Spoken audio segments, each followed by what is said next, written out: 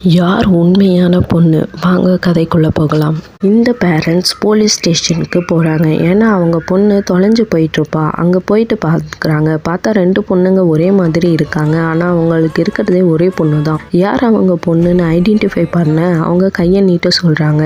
அங்கே birth mark இருக்குது. ஒரு பொண்ணு காமிக்கிறா. அவள் தான் நம்ம பொண்ணுன்னு நினைக்கும் போது இன்னொரு பொண்ணும் கையை நீட்டுறா. அவள் கையிலையும் சேம் மார்க் இருக்குது. 2 பேரும் குழம்பி போயிடுறாங்க. சரி, உண்மையான பொண்ணு யாருன்னு அவங்க மாமியார் கிட்ட காட்டலான்னு கூட்டிட்டு போய் காட்டுறாங்க. இதை பார்த்த மாமியார் ரொம்பவே பதறி, ஒரு பொண்ணு தான் நம்ம தியா, இன்னொன்னு பேயின்னு சொல்லிட்டு பயப்படுறாங்க.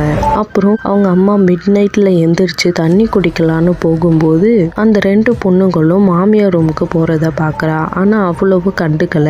அவங்க மாமியார் 2 பொண்ணுங்க கூடயும் மறுநாள் சந்தோஷமா விளையாடுறத பார்த்து அம்மா ஷாக் ஆகுறா. முன்னாடி நாள் பயந்த இவங்க இப்ப எப்படி திடீர்னு விளையாடிட்டு இருக்காங்கன்னு போய் டைரக்டா கேக்குறா. ஆனா அவங்க பிஹேவியர் எதுவுமே சரியில்லை, என்னமோ தப்பா இருக்குன்னு அவங்க அம்மா நினைக்கிறா. 2 பொண்ணுங்களையும் டீச்சர் கிட்ட கூட்டிட்டு போய் யார் உண்மையான பொண்ணு அவங்களுக்காச்சும் தெரியுதான்னு பாக்குறா.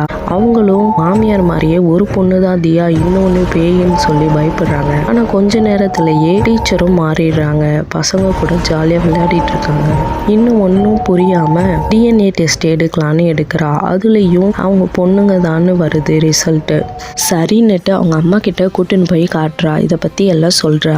அப்போ அவங்க அம்மா ஒரு பாக்ஸை கொடுத்து இதை ஓபன் பண்ணி பாருன்னு சொல்றாங்க. அவளும் ஓபன் பண்ணி பாக்குறா. ஒரு பொம்மை சின்ன வயசுல இருந்து அவ கூடயே இருந்துச்சு. அதுதான் இப்போ ஹியூமனா டிரான்ஸ்ஃபர் ஆகிருக்குன்னு தெரியுது. உங்க கூட இருக்கிற பொம்மையும் உங்களை மாதிரியே மாறுனா நீங்க என்ன பண்ணுவீங்கன்னு கமெண்ட்ல சொல்லுங்க. மறக்காம லைக், சப்ஸ்கிரைப் பண்ணுங்க.